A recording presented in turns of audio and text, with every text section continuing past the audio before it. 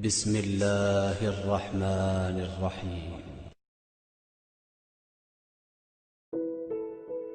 اخلاق بنانے کا بہت ہی آسان نسخہ ہے، معاف کریں اور بھول جائیں۔ ڈاکٹر کی کوئی بھی دوا روح کی اس بے چینی کو کبھی بھی ختم نہیں کر سکتی جو کسی کو اذیت یا تکلیف دے کر پیدا ہوئی ہو۔ بے شک کسی کا اچھا چاہو گے تو تمہارا اچھا ہوگا۔ انسان کی زندگی میں صبر، شکر اور محبت کا بڑا حصہ ہے۔ صبر مصیبت کو ٹالتا ہے، شکر نعمت کو اور بڑھاتا ہے، اور محبت خوشیوں کا خزانہ ہے۔